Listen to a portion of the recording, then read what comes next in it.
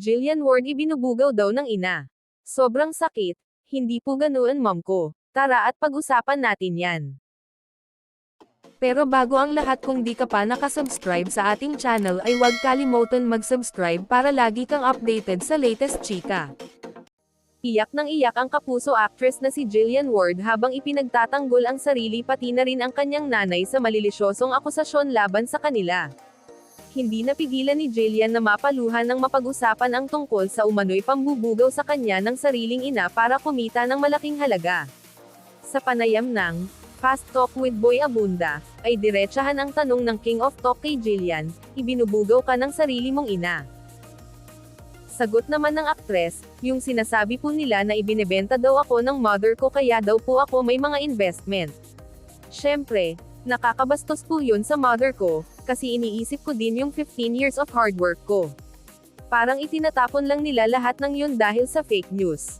Sobra po yung disrespect talaga sa comments, pahayag ni Jillian.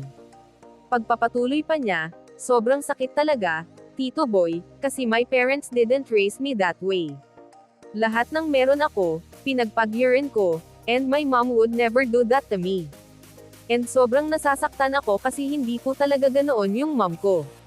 Sorry, kasi nadadamay siya sa lahat ng ito. Nananahimik yung mother ko. Actually, lahat po ng pinag-iipunan ko, walang kinukuha yung mother ko. Lahat po ng meron ako, hinahayaan niyang I-invest ko for myself. Uulitin ko po, everything I have, everything I own, everything I post, everything I flex, I bought it with my own money. Alam po ng GMA yan.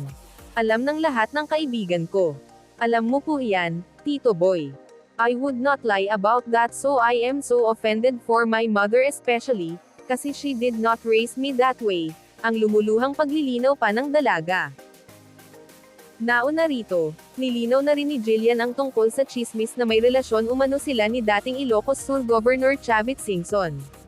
At that time, ayaw ko pong magsalita. Kasi laging sinasabi sa akin, if it's not real, hindi mo kailangang magsalita.